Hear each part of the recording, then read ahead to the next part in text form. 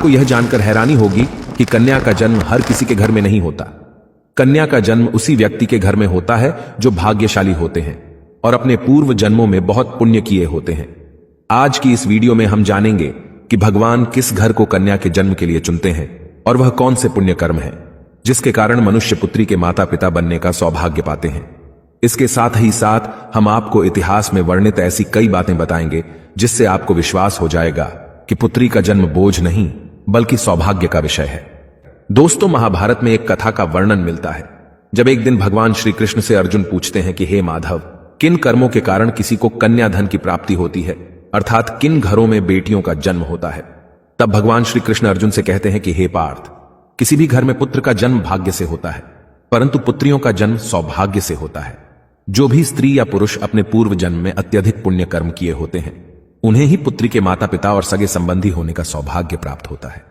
इतना ही नहीं, पुत्रियों के जन्म के लिए उन्हीं घरों को चुना जाता है जो पुत्रियों का भार सहन कर सके, क्योंकि तीनों लोकों में स्त्री अर्थात पुत्रियां ही ऐसी होती हैं जिनका भार हर कोई नहीं उठा सकता। क्योंकि जिस पुत्री को कई वर्षों तक अपना मान कर रखा जाता है, एक दिन उसका दान कर पाना सबके लिए संभव ही नहीं होता। वो पुत्रियां ही होती हैं जो घर वालों और अपनों की खुशी के लिए अपना हर एक चीज न्यौछावर कर देती हैं। हे अर्जुन, जिस दिन इस सृष्टि में बेटियों का जन्म होना रुक जाएगा उस दिन सृष्टि भी ठहर जाएगी और इस सृष्टि का अंत हो जाएगा। दोस्तों, जब आप भगवान श्री कृष्ण की इन बातों पर गौर करेंगे तो आपको समझ आएगा कि उनका कहना कितना सही है। क्योंकि अगर इस संसार में पुत्रियां ही नहीं होंगी तो ना वंश आगे बढ़ेगा और ना ही ये सृष्टि। कई लोग कहते हैं कि हिंदू इतिहास में स्त्रियों का महत्व नहीं है, जो सर्वथा गलत है, और जिस इतिहास में स्त्री का महत्व नहीं है वह इतिहास हमारा है ही नहीं। धन की देवी लक्ष्मी हो, दुर्गा हो या घोर रूप में महाकाली हो, नारी सर्वस्व पूजी गई हैं। दोस्तों, कहते हैं कि लड़कियां लड़कों से कम नहीं। इस बात की पुष्टि हमारे धर्म ग्रंथ भी करते हैं। वशिष्ठ जी की पत्नी माता अरुंधति ने वरुणदेव और इंद्रदेव को ब्रह्म ज्ञान दिया था। सभी धनुर्धर की भांति द्रौपदी भी शस्त्र विद्या जानती थीं। इतना ही नहीं, महाभारत में वर्णित है कि द्रौपदी अर्थशास्त्री थीं और युधिष्ठिर के राज कार्य में सहयोग करती थीं। यह असत्य है कि हिंदू धर्म में लड़के लड़कियों की इज्जत नहीं की जाती थी, क्योंकि द्रौपदी के वस्त्र छूने पर पूरे कौरव मिट गए और माता सीता के हरण से सोने की लंका जला दी गई। दोस्तों, जब रामायण में भगवान राम शिव जी का धनुष तोड़ देते हैं तो राजा जनक विवाह के लिए दशरथ जी को बुलावा भेजते हैं। दशरथ जी आकर जनक जी को प्रणाम करते हैं।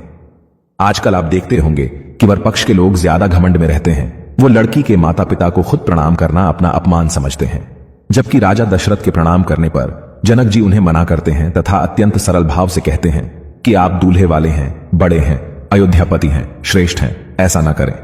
तब दशरथ जी कहते हैं कि बड़े तो आप हुए क्योंकि आप दाता हैं और मैं याचक, आपकी पुत्री का दान हम लेने आए हैं, इसलिए बड़े आप हुए।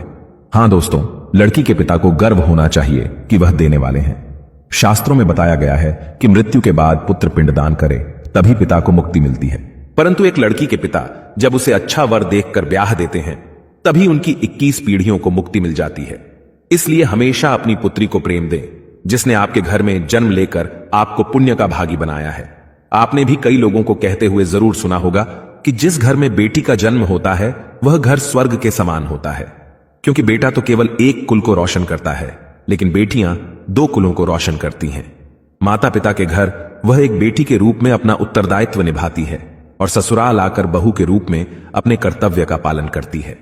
आजकल आप सुनते होंगे कि बहू बेटियां किसी की मृत्यु हो जाने पर उसका पिंडदान नहीं कर सकती, लेकिन यह बिल्कुल भी सही नहीं है, क्योंकि रामायण में बताया गया है कि प्रभु श्री राम के पिता राजा दशरथ की जब मृत्यु हो गई तो माता सीता अर्थात राजा दशरथ की बहू ने ही उनका पिंडदान किया था, जिससे उन्हें जन्म मरण के इस चक्र से मुक्ति मिल गई थी।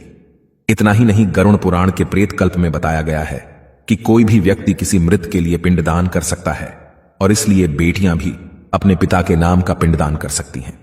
व्यवहारिक दृष्टिकोण से वहीं अगर ससुराल पक्ष में कोई पुत्र नहीं है तो इस स्थिति में बहू भी पिंडदान कर सकती है।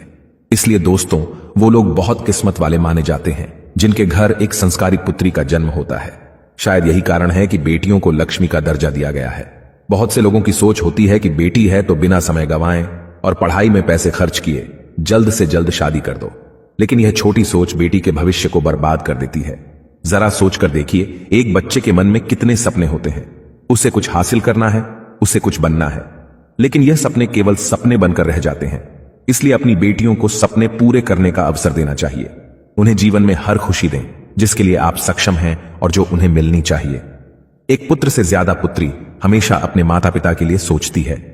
पुत्री के हृदय में अपने माता पिता के लिए प्रेम और अपनापन हमेशा बना रहता है। इसलिए बेटी के जन्म को एक जश्न की तरह मनाना चाहिए। दोस्तों, बेटी कभी भी माता पिता पर बोझ नहीं होती। उसका कोई स्वार्थ नहीं होता। पहले वह अपने माता पिता के लिए करती है और शादी के बाद ससुराल के लिए। वह सिर्फ अपनी और अपने परिवार की किस्मत बनाने के लिए जन्म लेती है। दोस्तों, भगवान केवल उसी को पुत्री का सुख देते हैं जिसके अंदर उस कन्या धन को संभालने का सामर्थ्य होता है। कई लोग गरीब होकर भी अपनी बेटी को अच्छी परवरिश देते हैं।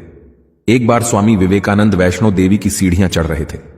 बगल से एक किसान अपनी बेटी को कंधे में बिठाकर सीढ़ियां चढ़ रहा था।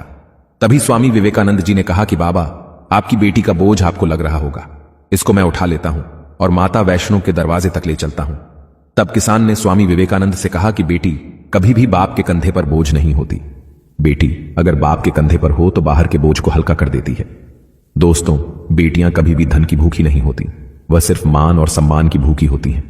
अब आप यह जरूर सोच रहे होंगे कि कौन से कर्म करने के बाद किसी के घर में बेटी जन्म लेती है। गरुड़ पुराण में बताया गया है कि जो मनुष्य सदा ही पुण्य करता है और दान धर्म करता है, उसी को अगले जन्म में स्त्री रत्न पुत्री रूप में प्राप्त होती है। यदि आपकी कोई बेटी नहीं है तो आप किसी सगे संबंधी या किसी गरीब की बेटी को पढ़ाने में मदद कर सकते हैं और उसका विवाह करवा सकते हैं। इससे भी अनंत पुण्य करने का फल मिलता है।